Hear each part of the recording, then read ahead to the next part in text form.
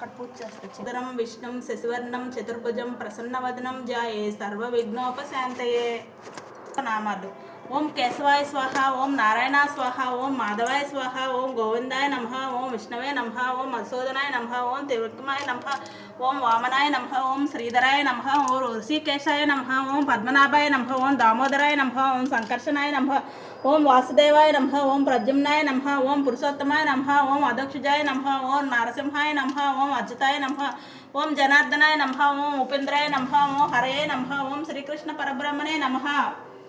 త్రినాథ అష్టోత్తర శతనామావళి. ఓం భూతాత్మనే నమః, ఓం అవ్యయాయ నమః, ఓం పురుషాయ నమః, ఓం పరమాత్మనే నమః, ఓం బలాయ నమః, ఓం నమః, ఓం సర్వాయ నమః, ఓం ముకుందాయ నమః, ఓం అమయాత్మనే నమః, ఓం శుభప్రదాయ నమః, ఓం కృతయే నమః, ఓం పాపనాశాయ నమః, ఓం తేజపే నమః, ఓం గణపతయే నమః, ఓం యోగాయ నమః, ఓం దీర్ఘాయ నమః, ఓం సుధీర్ఘాయ నమః, ఓం అవిఘ్నాయ నమః, ఓం అంశాయ నమః, ఓం బలినే నమః, ఓం బలాయ నమః, ఓం ఆనందాయ నమః, ఓం గురువే నమః, ఓం ఆగమాయ నమః, ఓం అనలాయ నమః, ఓం బుద్ధయే నమః, ఓం పద్మనాభాయ నమః, ఓం సుఫలాయ నమః, ఓం జ్ఞానదాయ నమః, ఓం జ్ఞానినే నమః, ఓం శశిబిందవే నమః, ఓం పవనాయ నమః, ఓం ఖగాయ నమః, ఓం సర్వవ్యాపినే నమః, ఓం రామాయ నమః, ఓం నిధియే నమః, ఓం సూర్యాయ నమః, ఓం ధన్వినే నమః, ఓం అనహ, ఓం విక్రమాయ నమః, ఓం కాంతాయ నమః, ఓం మహేశాయ నమః, ఓం దేవాయ నమః, ఓం అనంతాయ నమః, ఓం మృదవే నమః, ఓం అక్షయాయ నమః, ఓం తారాయ నమః, ఓం అంశాయ నమః, ఓం వీరాయ నమః, ఓం ఆదిదేవాయ నమః, ఓం సులభాయ నమః, ఓం తారాకాయ నమః, ఓం భాగ్యదాయ నమః, ఓం ఆదరాయ నమః, ఓం ఆయ నమః, ఓం శౌర్యాయ నమః, ఓం అనిలాయ నమః, ఓం సంభవే నమః, ఓం సుకృతినే నమః, ఓం తపసే నమః, ఓం భీమాయ నమః, ఓం గదాయ నమః, ఓం కపిలాయ నమః, ఓం లోహితాయ నమః, ఓం సమాయ నమః, ఓం అజాయ నమః, ఓం వసువే నమః, ఓం విస్మయ నమః, ఓం మాయారూపాయ నమః, ఓం కపవే నమః, ఓం వేదంగాయ నమః, ఓం వామనాయ నమః, ఓం విశ్వతేజసే నమః, ఓం వేద్యాయ నమః, ఓం సంహారాయ నమః, ఓం దమనాయ నమః, ఓం దుష్టధ్వంసకాయ నమః, ఓం బంధకాయ నమః, ఓం మూలాధారాయ నమః, ఓం అజయ నమః, ఓం అజితాయ నమః, ఓం ఈశానాయ నమః, ఓం బలవతే నమః, ఓం మహాదేవాయ నమః, ఓం సుఖదాయ నమః, ఓం పరత్పరాయ నమః, ఓం క్రూరనాశినే నమః, ఓం భోగాయ నమః, ఓం శుభసందాయ నమః, ఓం సతీసాయ నమః, ఓం సత్ఫలాయ నమః, ఓం దేవదాయ నమః, ఓం వాసుదేవాయ నమః, ఓం బ్రహ్మణే నమః, ఓం విష్ణువే నమః, ఓం మహేశ్వరాయ నమః, ఓం త్రిమూర్తి స్వరూపాయ నమః. ఓం త్రినాథ వ్రత కథ ప్రారంభము. మధుసూదనుని కథ. భక్తులారా నిర్మలమైన వినండి.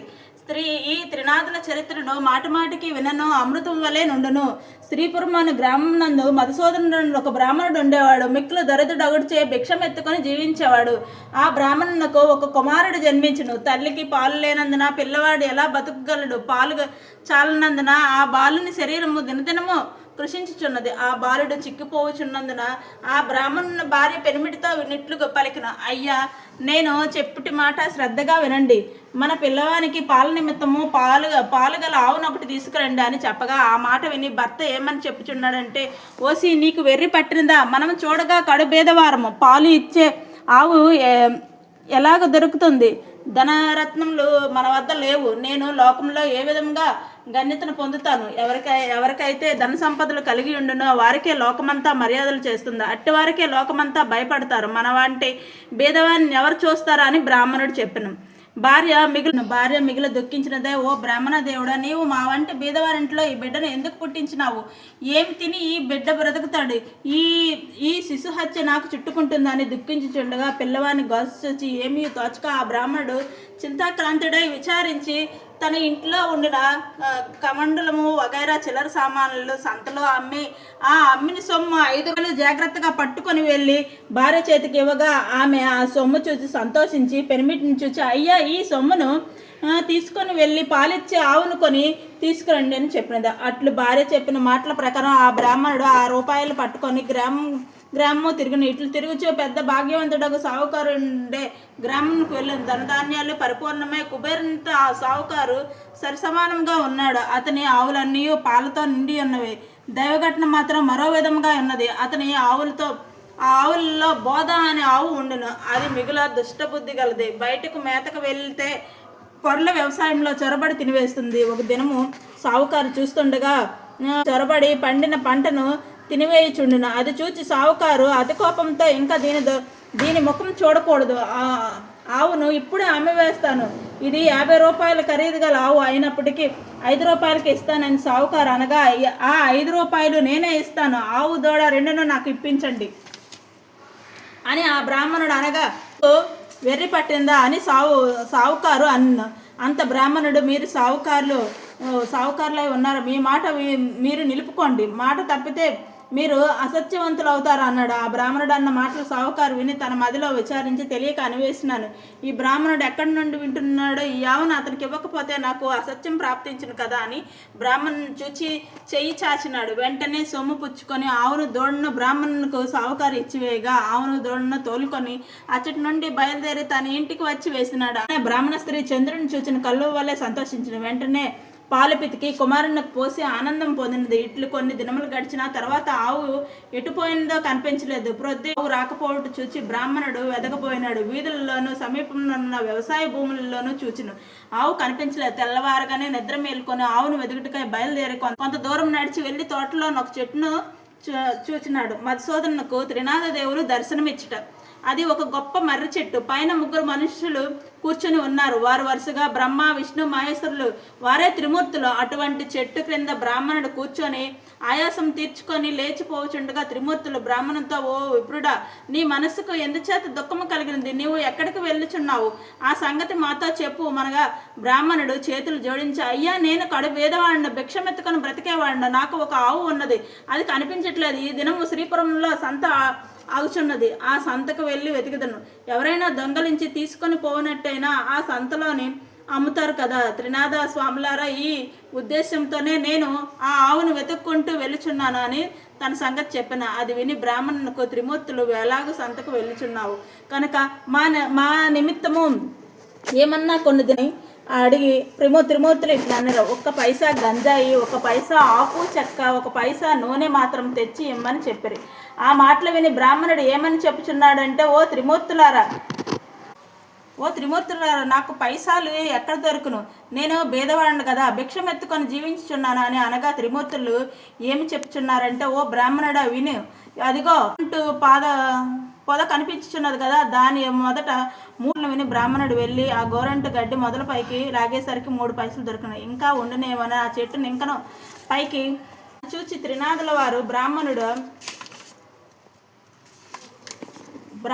నీకు వెర్రి పట్టిందా, అందులో పైసలు ఇంకా లేవు, ఎంత దొరికినదో అంతే ఇండును అని అన్నారు. ఆ మాటలను బ్రాహ్మణుడు విని ఆ చెట్టు నుండి వెళ్ళిపోయిన. కొంత దూరం వెళ్ళి తిరిగి వచ్చి ఆ చెట్టు క్రింద నిలిచి చేతులు జోడించుండగా త్రినాథులు ఇట్లు పలికిరి, ఓ విప్రుడా, తిరిగి ఎందుకు వచ్చు అనగా, అయ్యా, మీరు చెప్పిన వస్తువులు నేను ఎలా తెస్తానని ప్రశ్నించగా, నీ పై మీద గావంచాల తెమ్మని త్రినాథులు అన్నారు.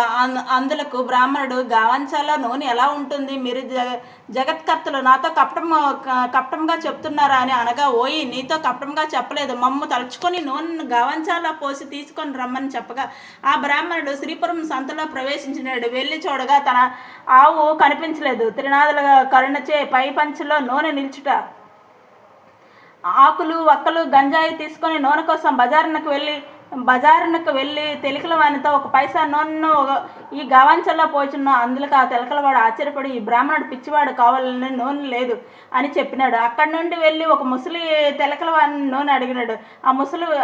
ముసలివాడు దిగుమట్టు నూనె ఎంతటిది కావాలనగా అడగా 1 పైసా నూనె మాత్రం కావాలని బ్రాహ్మణుడు గావంచాన్ని చూపినాడు. తేలికలవాడు, ఈ బాపనయ్య వికారపుడు కాబోలు, వీరిని మోసం చేసి పైసలు తీసుకుంటానని ఆలోచించి కొలత పాత్రను తిరగవేసి నూనె కొలత వేసి ఇచ్చినాడు. ఇప్పుడు గావంచ కొనగంచి పట్టుకొని ఆ చెట్టు నుండి వెళ్ళిపోయినాడు. అంతే తెలికలవాని కుండీలో నూనె కొంచెమైనా లేకుండా పోయింది. అది చూసి తెలికలవాడు మూర్చిపోయినాడు. తెలికల వాళ్ళందరూ పరిగెత్తుకు వచ్చి ఆ ముసలివాని ముఖంపై నీళ్లు చల్లి సేద తెచ్చి కూర్చుండబెట్టినారు. ఏమడి నుండో ఒక బ్రాహ్మణుడు వచ్చి గిద్దెడు నూనె కొనమండి, ఇప్పుడు ఇట్లు వెళ్ళినాడు, కుండీలో చూడగా నూనె లేదని చెప్పగా అందరూ విచారించినారు. ఆ విప్రుడు మా వద్దకు వచ్చి మమ్మల్ని కూడా నూనె అడిగినాడు, లేదని అనగా వెళ్ళిపోయినాడు. ఈలాగన అందరూ విచారించి పరిగెత్తుకుని విప్రుని వద్దకు వెళ్ళి ఇలా అన్నారు, విప్రుడా, విను, మీరు నూనెను కొన్నారు కదా, అది కొలతకు తక్కువగా ఉన్నది, పూర్తిగా ఇచ్చివేస్తాం, పట్టుకొని వెళ్ళండి అన్నారు. మళ్ళీ విప్రుడు సంతకు వెళ్ళాడు. ఈసారి ముందు తెచ్చిన దొత్తతోనే చమర్చు సరిగా కొలవగా ఎప్పటి వల్లనే దొత్త భర్తీ అయిపోయింది. అది చూచి ముసలి తెలికిన వారు ఆనందము చాలా చమురును ఉంచినారు. అది పట్టుకొని విప్రుడు వెళ్ళిపోయినాడు. త్రిమూర్తుల వారికి పై సామాను ఇచ్చివేసి వారిని సెలవు అడిగినాడు. బ్రాహ్మణుడు ఎలా జరుగుతుంది అనగానే త్రిమూర్తులు విప్రునితో ఏమన్నారంటే, ఓయి నీ కష్టం చూచి మా మదిలో దయ కలిగింది. ఒక మాట విను, నీవు త్రినాథులు సేవ చేసేదవేని నీ దరిద్రము పటాపంచలై అధిక సంపదలు కలుగునని త్రినాథులు అనగా, అది విని స్వామి ఏ ఏ వస్తువులతో మిమ్మల్ని పూజించవలనగా త్రినాథులు ఇలాగ అన్నారు. ఓ వినుము, ఇప్పుడు నీవు తెచ్చిన 3 పైసాల సామగ్రి చాలును. త్రిమూర్తుల పూజా ద్రవ్యములు ఇంతే, మాకు వీనితోను మేళా చేయుచు 3 మట్టి చిలుములు యందు గంజాయి నలిపి అందులో నిప్పును దూపము వేయవలను. దీప ప్రమదులు 3 చేసి అందులో చమురు వేసి వత్తులు వేసి ఆకు చెక్కలు జాగ్రత్త చేసి ఉంచి రాత్రి తొలిజాములో నీ ఇంటిలోనికి నీ స్నేహితులను పిలిచి పూజా ద్రవ్యములను తెచ్చి అచ్చట ఉంచి సకల పదార్థములను స్వాములకు సమర్పించవలను. అలా చేసిన సకల పాపములు చేయుటకు ఉపక్రమించిన చెట్టు మొదటి పూజ ఆరంభించి గంజాయి ముందు తయారుపరిచున్నాడు. అప్పుడు త్రిమూర్తులు నీ గావంచ చెంగు చీరి వత్తులు చేయమనగా ద్విజుడు చెప్పుచున్నాడు, నేను వేద బ్రాహ్మణుడు భిక్షమెత్తుకొని దినమును గడుపుకొని కుటుంబ పోషణ చేసుకొనిచున్నాను. అన్న వస్త్రములు బహు కష్టము పడుచున్నాను. దీపం ముట్టించుటకు అగ్ని లేదు. నా గావంచ ఒత్తులకు ప్రాప్తమైనది. నా ఆవు దొంగల పాలైనది. నా కుటుంబము ఉపవాసములతో ఎదురు చూస్తున్నది. ఏ బుద్ధితో పూజ చేస్తానో అని యావగించి కొని ద్విజుడు కూర్చున్నాడు. అది చూచి త్రిమూర్తిలో చింతపడకు, నీ ఆవు పెయ్యి దొరుకుతుంది, నీవు నీ కుటుంబము సౌఖ్యంగా ఉంటారు, వస్త్రములు కూడా దొరుకునని చెప్పినాడు. అంతటా బ్రాహ్మణుడు చేతులు జోడించి, స్వాములారా, అటువంటి భాగ్యం నీకెప్పుడు కలుగుతుందో అప్పుడు 5 మేళాలు స్వామివారికి ఇస్తాను. ఈ మాట సత్యమని చెప్పినాడు. దీపం వెలిగించుటకు అగ్గి లేదా, నేను ఏమి చేయగలిగిన అనగా త్రిమూర్తులు చెప్తున్నారు. ఓ బ్రాహ్మణుడా, నీ 2 నేత్రములు మూసుకో. వెంటనే బ్రాహ్మణుడు నేత్రములు మూసుకోగా అకస్మాత్తుగా దీపం వెలిగినది. అది చూచి ఆ ఆనందంతో బ్రాహ్మణుడు ఆనందించి స్వామికి మేళా సమర్పించిన. మేళా ఇచ్చివేసి ఆనందంలో బ్రాహ్మణుడు చేతులు జోడించి సాష్టాంగ దండ ప్రమాణమును అనుసరించున్నాడు.